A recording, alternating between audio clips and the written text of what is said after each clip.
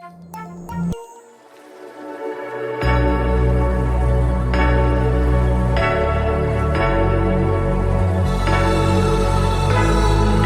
cars can convey something too. Maybe not all of them, but they can do it. And the Polestar 2 is one of them. It's one of the most Volvo-like Polestars in the range because it shares its design with Volvo, the XC30's CMA platform, and actually originates from a Volvo concept car. While its looks have fortunately remained almost unchanged over the years, the brand has kept updating it so much that the version tested in this video, compared with the earlier editions, is practically a different car. For years it carried the brand almost single-handedly, and as a car on its own has been quite successful. It's not the fastest electric car, nor the flashiest, but it flaunts a beautiful and unmistakable Scandinavian style. In my view, it captures Polestar's philosophy very well, offering a high-quality product, sporty in design, long range and dynamic, never boring driving manners. The latter are due to the technical updates introduced with the last facelift, which brought in the 300 horsepower rear-wheel drive setup, and that's just the base version, which remains the primary configuration even in this 421 horsepower, 740 Nm dual motor variant.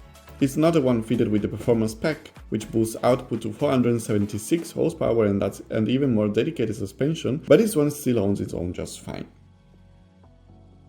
From the very beginning, given the type of car and its proportion, Polestar envisioned this model as its anti-Tesla Model 3. It has a higher price than a Tesla Model 3, matches it in range, but it beats in driving dynamics and build quality. In my view, it also wins in completeness and simplicity of the ecosystem. Yes, the software could still improve a lot, the app especially, but Polestar is the only manufacturer that also integrates even Tesla's superchargers into its Polestar Charge system, which activates all charging stations across Europe with one app and one card. Speaking of which, the declared range of this dual motor version is 596 km, around 300 on the motorway and 550 in mixed driving at temperatures below 5 degrees, while the single motor rear-wheel drive version, the one to get, claims 659 km. Charging is relatively quick too, 205 kW peak, a bit better even than the Polestar 4, which theoretically sits on a native EV platform unlike this one. Back to driving, yes, I know many will insult me, such as life, but it drives wonderfully.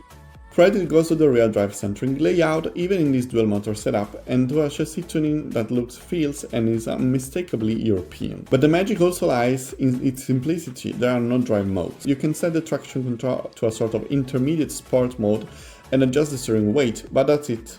It doesn't quite have the brutal punch of a Model 3 or some other cars like the Polestar 4 as well, but actually makes it too easier to drive smoothly, in the city or when an overtaking opportunity comes up. And above all, it's much kinder to your stomach. Even the brakes are a real strong point, considering its substantial weight, while the weak spot is the brake pedal feel, which can sometimes be a bit numb or slightly delayed.